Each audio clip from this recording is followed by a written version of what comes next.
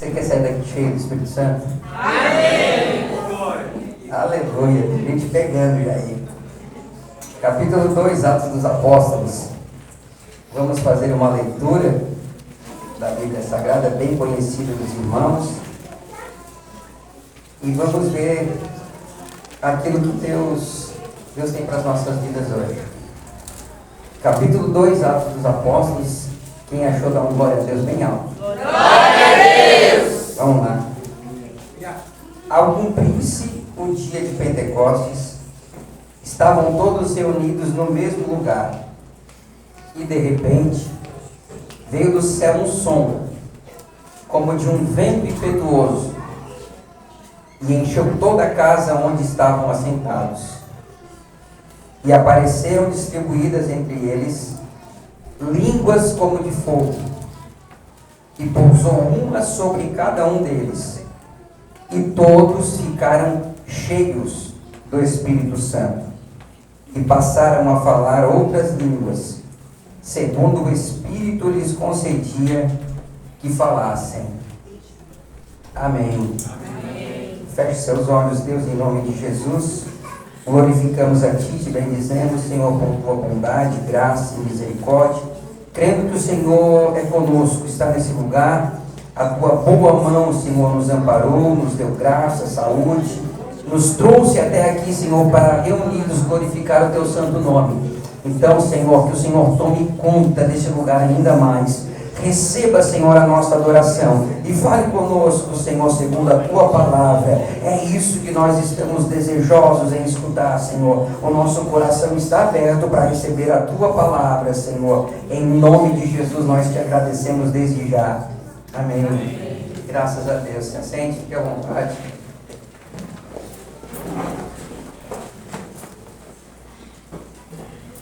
Vamos lá. É o terceiro dia da campanha. Quem aqui ainda não é batizado no Espírito Santo? Pode levantar a mão bem alto, bem alto.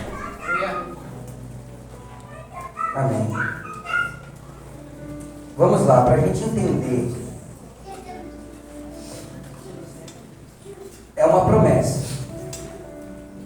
Sendo promessa, nós precisamos entender o que Ele nos pede para que essa promessa se cumpra.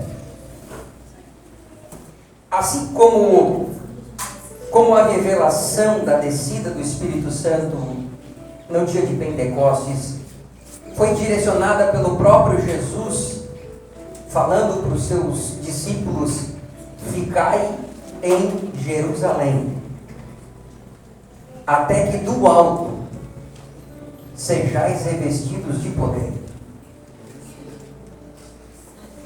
Ele não disse para os discípulos fazerem alguma coisa. Não haveria esforço algum a não ser permanecer em Jerusalém. A ordem foi uma, e a ordem dada era para ser cumprida. Para vocês entenderem como uma promessa funciona, é exatamente assim. Ele promete, ele direciona algumas regras, nós obedecemos e alcançamos a promessa. Portanto, não é por aquilo que fazemos, é por aquilo que obedecemos o alcance das promessas. Essa reunião que foi tida entre o próprio Senhor e os discípulos foi num tom de direcionamento. Ele chama os discípulos e ele orienta dizendo: olha, fiquem, permaneçam em Jerusalém, porque é lá que eu cumprirei a minha promessa. E essa promessa não era uma promessa individual, era uma promessa coletiva, a ponto de dizer o seguinte: olha o teor da promessa, irmão. Ele estava dizendo o seguinte: lá em Jerusalém, eu, que não vou estar mais entre vós, vou mandar alguém que vai viver dentro de vocês. A promessa era tão profunda que ele não exerce nenhum mandamento e não aplica nenhuma lei àqueles que querem receber essa promessa. Ele simplesmente diz: permaneça. Ok? O permanecer agora está na pessoa que recebeu a incumbência de querer desfrutar dessa promessa. A Bíblia diz que depois que Jesus é crucificado e morto, em um intermédio de tempo ele aparece para mais ou menos 500 pessoas, que na teoria seriam as 500 que estariam no cenáculo, em Jerusalém, esperando pela promessa. Para você entender, a palavra Pentecostes, ela é atribuída às igrejas pentecostais pelo barulho, pelo fogo. Quando nós falamos Pentecostes, logo nós ligamos a manifestação do Espírito Santo. Mas a essência da palavra Pentecostes vem de penta, 5, ou melhor, 50 dias depois da Páscoa. Então foi exatamente o período em que eles estavam reunidos no cenáculo. E aqui eu quero que você entenda, irmão. Olha como Deus trabalha. Eles estavam reunidos durante um período de 10 dias, dentro de uma casa, e nesse período de tempo, aquele grupo que era de quase 500 foi se reduzindo, a ponto da Bíblia falar que estavam numa casa quase 120 pessoas. Sendo um período de festa, a história diz que no dia da descida do Espírito Santo, tinham quase 3 milhões de pessoas em Jerusalém.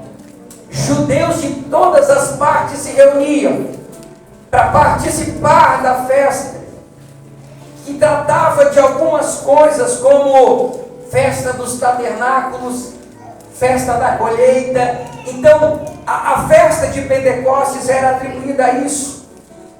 Aleluia. E nesse mesmo período, existia uma casa com quase 120 remanescentes, esperando por uma promessa, a ponto de receberem essa promessa e serem tão cheios. A Bíblia diz que aqueles que estavam na festa de Pentecostes, que não era casa, era a festa em si, olhavam para eles e diziam: estão embriagados a essa hora do dia, porque não estão falando nada com nada, são línguas diferentes que ninguém entende.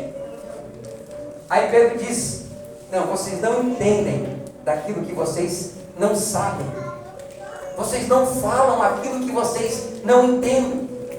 Estes não estão embriagados, porque ainda é cedo, hora da manhã, não teriam por que eles estarem assim. Eles estão assim porque eles receberam algo que foi promessa sobre a vida deles. E essa promessa se cumpriu na vida daqueles que estavam na casa. Agora imagina o tamanho da promessa, irmão. O judeu, ele já é barulhento por natureza. A festa de Pentecostes, com 3 milhões de pessoas na cidade, o barulho era grande. Mas quem chamou a atenção? Os quase 120 que receberam algo diferente. Portanto, aquele que recebe o Espírito Santo, ele começa a agir de forma diferente e é visto de forma diferente. O Espírito Santo, ele tem 2 marcas na vida daquele que aceita Jesus. A primeira, quando você aceita Ele, agora Ele faz morada dentro de você. O primeiro contato que você tem com Ele é esse. Ele te envolve. E assim como ele fez com Davi, quando Davi foi ungido, a Bíblia diz que o Espírito Santo tomou conta de Davi. Ou seja, disse: agora tu é meu. Em outras palavras, a Bíblia diz que o Espírito Santo, ele é tratado na Bíblia como o vento que sopra aonde quer e para onde quer. E quando nós atribuímos esse vento, nós começamos a entrar no texto de Atos dos Apóstolos. A Bíblia diz que eles estavam reunidos na casa, esperando pela promessa descer. O dia era o dia da festa de Pentecostes. E a Bíblia diz que eles estavam reunidos. O primeiro exemplo de igreja, ou a inauguração da igreja de Cristo, foi exatamente nesse dia, onde eles estavam todos reunidos em um propósito. Aleluia! Você já está entendendo aí, né, irmão? Quando a gente está em casa e começa a se arrumar para vir para a igreja, e a gente diz: eu vou para lá, eu vou cantar, eu vou levantar minha mão, eu vou chorar aos pés dele, eu vou adorar, eu vou rever os meus irmãos, eu vou me reunir como igreja. Oh, glória! Até hoje, nós saímos de casa para nos reunir como igreja, exercer a nossa fé reunidos em irmãos. É como se Deus estivesse olhando e dizendo o seguinte: olha, tem um número de pessoas lá, esperando para que eu derrame o meu Espírito Santo. Eu assemelho muito bem aquilo que aconteceu no dia de Pentecostes, aquilo que acontece nas nossas vidas. Todos os cultos nós saímos de casa, e eu não saio para receber, eu saio para entregar algo para Ele. Só que eu sei que a intenção dele é entregar alguma coisa para mim também. Aleluia! E eu não estou falando de coisas que eu enxergo, que eu toco. Eu estou falando de coisas que eu sinto, que eu vivo. Eles estavam todos reunidos. Aí a Bíblia diz que de repente,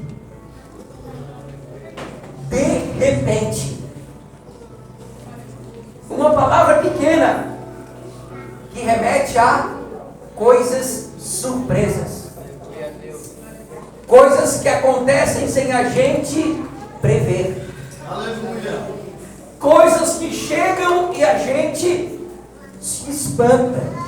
De repente, Paulo e Silas presos em uma cadeia, no cárcere, e eles oram e cantam pela madrugada, e de repente um terremoto estremece o cárcere e liberta aqueles que estavam outrora presos. Aleluia! E de repente Deus abre os olhos daqueles que já não estavam mais enxergando.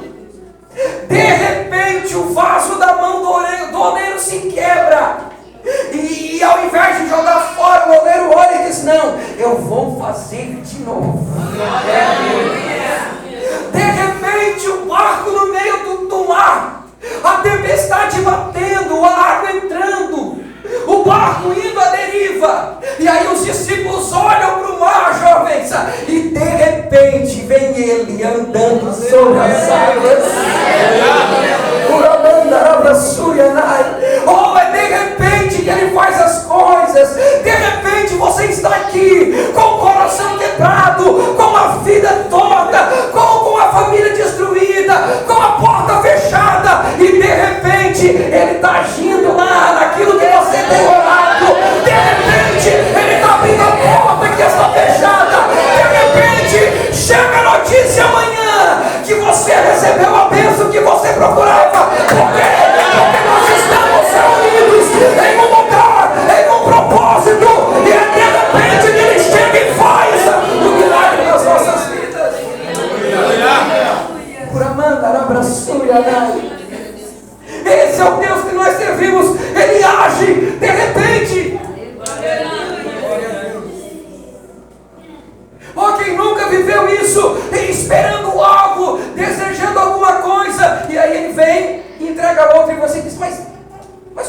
percebeu isso? De repente.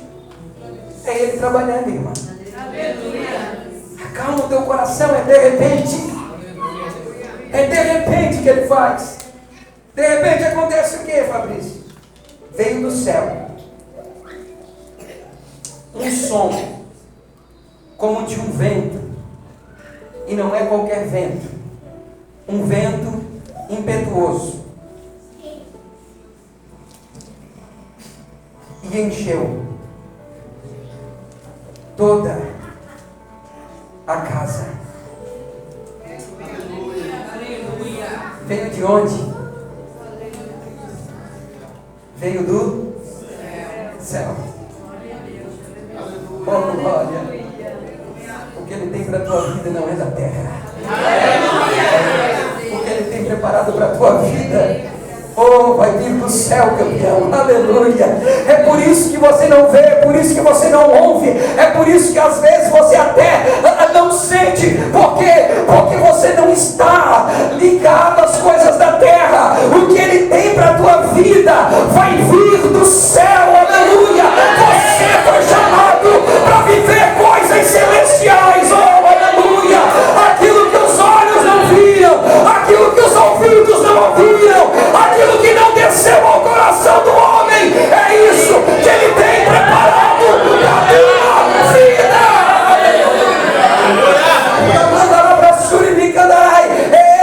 Ele vindo de repente dizendo: ei, não acho que você vai enxergar alguma coisa, ou que você vai ouvir, ou que vai ser algo grandioso fisicamente. Não, o que eu tenho preparado para a tua vida é celestial. Vai vir do céu, é coisa tremenda no mundo sobrenatural. Ei, se prepare para dar um passo a mais no sobrenatural na tua vida. Esse som veio do céu. E quando desce algo do céu, aleluia, coisas diferentes começam a acontecer. Como assim, Fabrício? De repente, veio do céu um som como de um vento impetuoso e encheu toda a casa. Quando aquilo que é do céu desce, a casa fica cheia. Quando aquilo que é do céu desce, o nosso coração fica cheio. Quando aquilo que é do céu desce, oh, aleluia, não há nada que possa ficar vazio diante da presença dEle. O vento encheu a casa onde eles estavam. É como se tivesse inundado o lugar. É como se aquilo que estava vazio fosse preenchido. E somente aquilo que desceu do céu poderia preencher esse vazio. Esse texto ele é tão rico, ele é tão tremendo, que cada vez que nós lemos, ele fala uma coisa diferente conosco.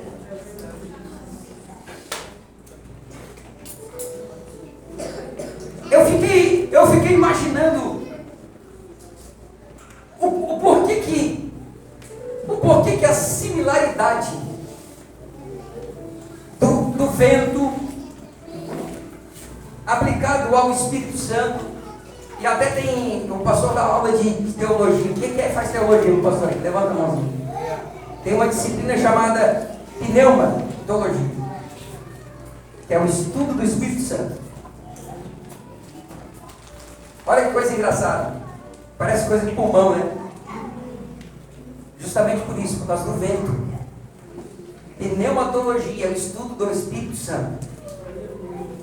Por quê? Porque no original, no hebraico, pneuma é vento. É por isso que tem a ligação. Mas não é qualquer vento. Como eu falei, o próprio Senhor, falando com Nicodemos, disse: o vento sopra para onde quer. Não se sabe de onde vem e nem para onde vai. Assim são aqueles que são cheios do Espírito Santo. O mais interessante de tudo isso, igreja, é que essa palavra pneu tem uma raiz grega, que no Novo Testamento é aplicada como pneumon, tem um agregado, e no grego pneumon é sopro sobre algum instrumento. Olha que coisa interessante, não é qualquer vento. Quando a gente lê que o vento que entrou na casa e encheu, ele era impetuoso, nós começamos a entender que esse vento tinha um propósito. Na origem grega diz que ele é o sopro sobre algum instrumento, e ele é aplicado exatamente sobre instrumentos musicais que só funcionam com a força exercida sobre o ar de alguém que está soprando. Aleluia. Você está pegando a referência aí? Quase 120 dentro de uma casa,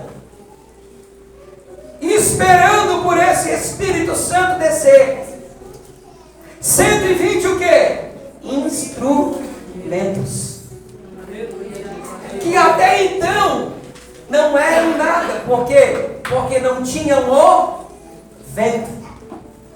Eles estavam esperando. E aí vem alguém e sopra sobre a casa. Aleluia. Não era qualquer um, irmão.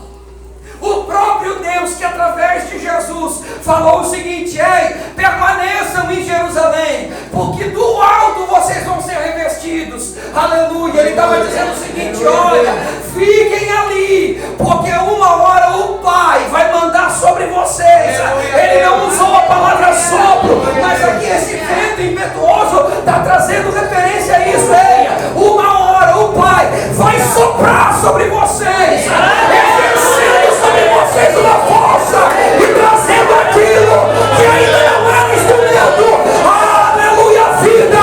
E essa vida não será pouca, porque o Espírito Santo que agirá sobre a vida de vocês e dentro de vocês levará vocês a fazerem coisas maiores do que até o próprio Filho fez, porque vocês são chamados sacerdócio eleito, povo adquirido, nação eleita. Ei, vocês não são qualquer uma, vocês são templo do Espírito Santo, instrumentos da mão de Deus vivo, e um dia ele soprou esse Espírito dentro de vocês e disse: ei, eu vou começar a usar, eu vou começar a fazer barulho, eu vou começar a levantar vocês.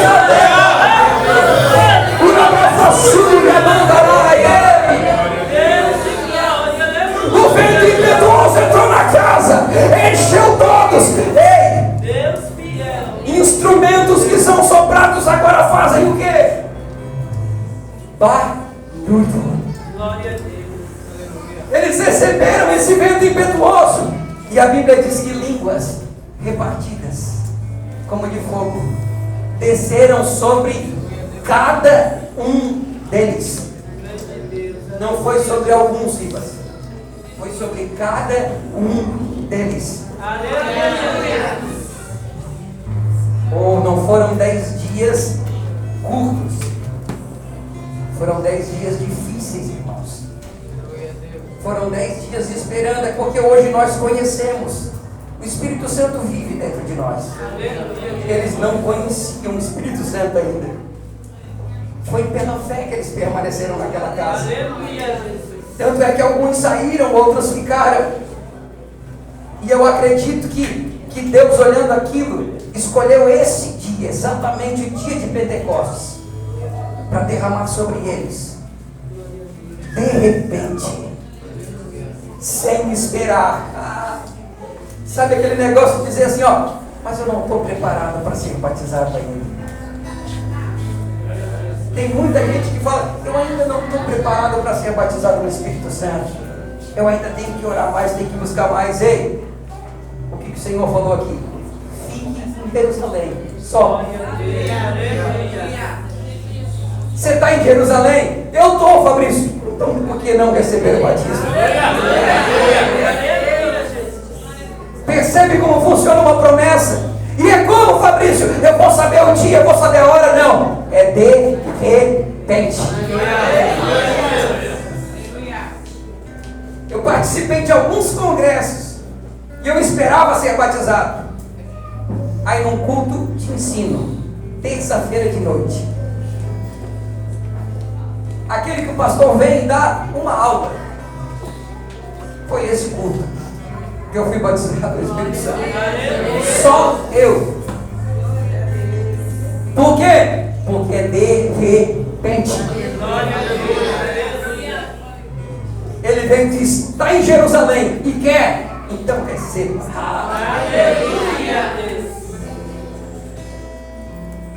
E o vento, que vento é esse?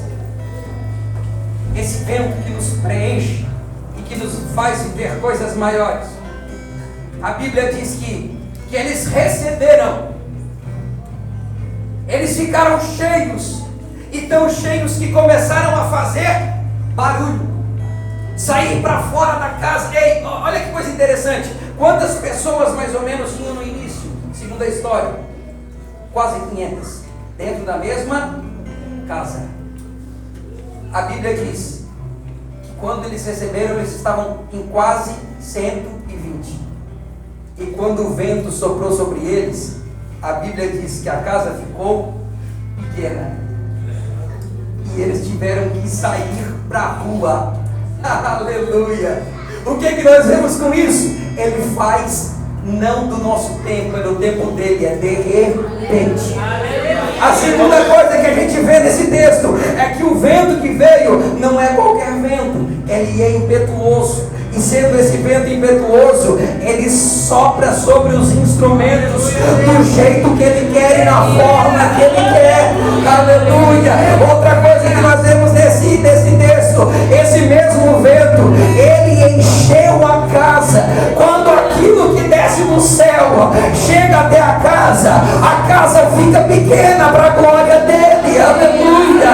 Oh, meu Deus! E depois, Fabrício, que eles receberam, que eles foram cheios, que eles saíram falando línguas estranhas. O que eles fizeram? Um foi para um lado, levaram o evangelho, outro foi para o outro. Mas o que chama a atenção é que aquele, aleluia, que teoricamente foi pescar, voltou para as redes, aquele mesmo que negou Jesus, esse mesmo, quando ele recebe o Espírito Santo, ele diz: agora eu vou pregar. Aleluia! Ele vai para o lugar e ele começa a pregar sobre Jesus, e 3.000 pessoas se rendem aos pés de Jesus através da pregação dele. Sabe o que é isso? Quando o Espírito Santo ele decide entrar e morar dentro de nós, quando nós decidimos como instrumentos permanecer em Jerusalém e sermos cheios desse vento impetuoso, nós começamos a viver coisas extraordinárias. Você quer começar a viver isso? Você quer começar a viver isso aí? Às vezes nós nos prendemos. Nós nos prendemos em algumas coisas e não recebemos aquilo que Deus tem para as nossas vidas por isso. Nós achamos que tem um momento certo, a hora certa, o jeito certo. E ele respeita a tua decisão. Ele não vai te batizar se você achar que ainda não está pronto para ser batizado. Mas por outro lado, sendo uma promessa, e você querendo ser batizado, não tem como ele não te batizar.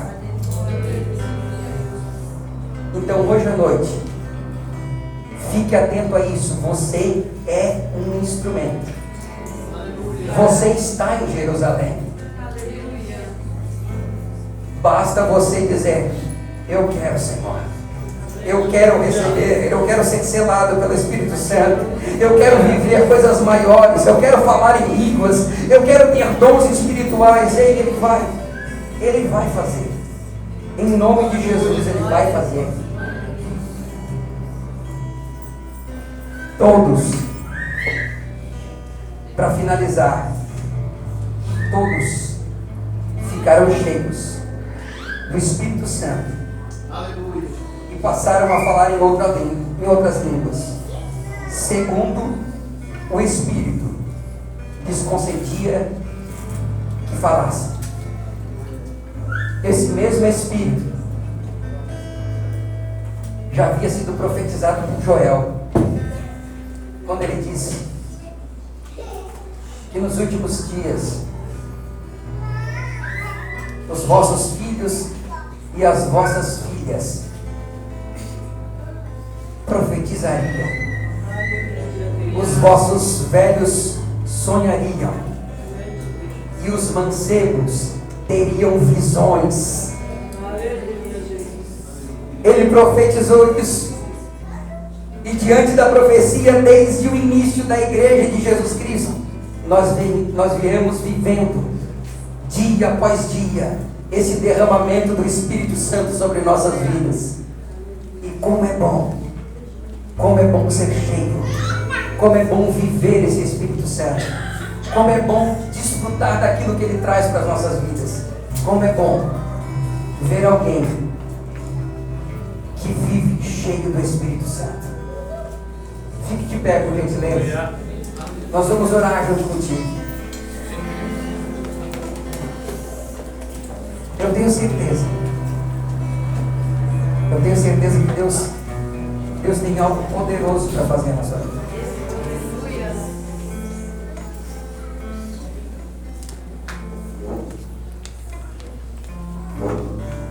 O batismo.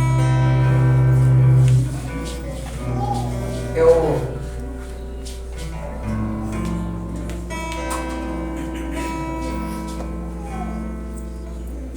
já contei um testemunho de um menininho, mas alguns irmãos eu acho que não ouviram ainda. E eu costumo falar isso porque é tão específico receber a promessa do batismo que a gente vê e presencia algumas histórias que chamam a atenção. E eu preguei num congresso de adolescentes uma vez.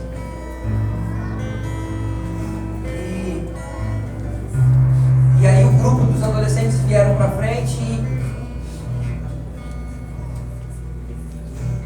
e aí o Senhor disse para eu chamar 3 adolescentes. Um estava do lado esquerdo meu, do lado direito, e outro atrás. Mas ele só disse para eles levantarem a mão, e eu pedi para eles levantarem. E o Senhor disse: agora ore para que eu batize os 3. Foi uma oração muito rápida, Deus batizou os 3. E os 3 começaram a abraçar os outros. E os outros também eram batizados no Espírito Santo. Eu já estava feliz demais com aquilo ali. Só que enquanto eu orava, um menininho subiu do meu lado. Ele tinha uns 6, 7 anos de idade. Ele ficou do meu lado enquanto eu orava. E eu ia para um lado, ele ia atrás de mim. Eu ia para o outro, ele ia atrás de mim. E eu orando, ele puxou minha roupa uma vez. Eu continuei orando, ele puxou de novo. Eu continuei orando. Na terceira vez que ele puxou, eu concluí a oração. E daí eu fiquei na frente dele. E eu olhei nos olhos dele e disse: o que você quer? E ele, quase sem conseguir falar, chorando e gaguejando, disse: eu também quero ser batizado. Naquela hora eu olhei para a igreja, irmão. Tinha irmãos que estavam ali para passar o tempo. E uma criança vir em cima do púlpito e pedir para ser batizado. Eu abracei ele, mas com tanta fé que ele ia ser batizado naquela hora. Eu comecei a chorar com ele. E eu pedi: Senhor, batiza esse menino agora. Enche a vida dele, Senhor. E quando eu terminei de abraçar ele começou a tremer as perninhas e deitou. Ele deitou em cima do púlpito. E aí ele começou a chorar, chorar, chorar. E quando ele levantou a mãozinha dele, ele não conseguia mais falar em português. Ele começou a falar em línguas estranhas. E foi falando, e já era 9h30, 9h45, nós estávamos na igreja e o culto já tinha encerrado. E ele deitado lá, e o pai e a mãe dele disse: nós vamos ter que levar ele no colo. Fabrício, não tem jeito. Pegaram ele no colo, levaram para casa.